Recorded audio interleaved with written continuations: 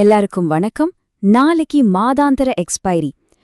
இந்த முக்கியமான நாளுக்காக நிஃப்டி மற்றும் பேங்க் நிஃப்டிய எப்படி ட்ரேட் பண்றதுன்னு ஒரு தெளிவான கேம் பிளான இந்த பகுப்பாய்வுல நம்ம பார்க்கலாம் வாங்க.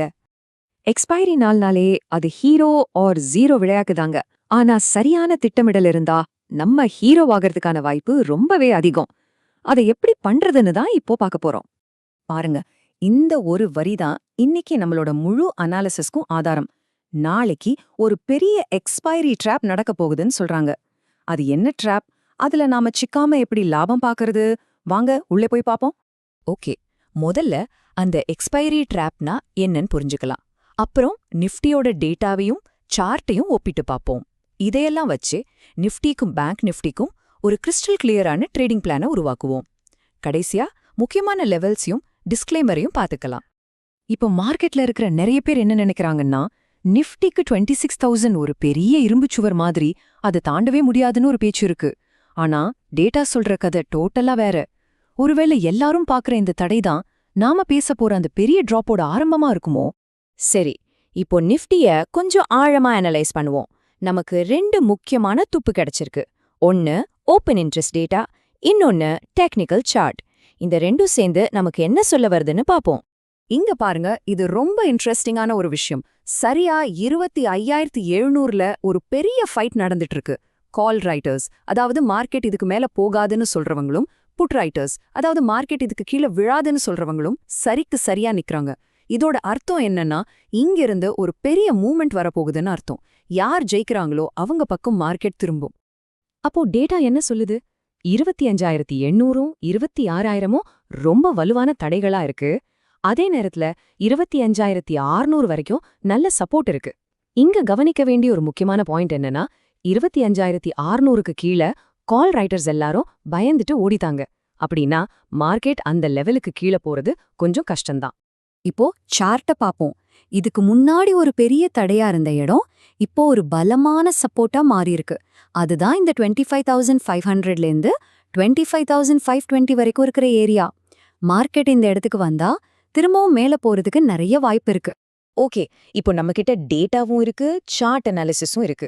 இத வச்சு நாளைக்கு நிஃப்டில எங்க வாங்கலாம், எங்க விக்கலாங்கிற ஒரு தெளிவான பிளான்குள்ள போகலாம் வாங்க. நம்மளோட பிளான் என்ன? ரொம்ப சிம்பிள். ரெண்டு தான். ஒன்னு, நிஃப்டி 25,780 தாண்டி மேல ஸ்டெடியா நின்னுச்சுன்னா நம்ம அடுத்த டார்கெட் 25,900, அதுக்கப்புறம் 26,000. இல்ல மார்க்கெட் வீக்கா இருக்கு, ஒரு 15 நிமிஷ கேண்டில் 25,600க்கு கீழே க்ளோஸ் ஆச்சுன்னா நம்ம நேரா 25,500 சப்போர்ட்டை நோக்கி போவோம். ரொம்ப தெளிவா இருக்கு இல்லையா? எக்ஸ்பைரி அன்னைக்கு டைமிங் ரொம்ப ரொம்ப முக்கியம். காலையில முதல் 30 நிமிஷம் மார்க்கெட் எந்த பக்கம் போகுதுன்னு பாருங்க.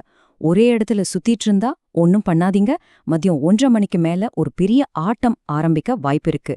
அப்போ நம்ம லெவல்ஸை பிரேக் பண்ணுச்சுன்னா ஒரு சூப்பரான ட்ரெண்ட் கிடைக்கும். நிஃப்டிக்கு பிளான் ரெடி.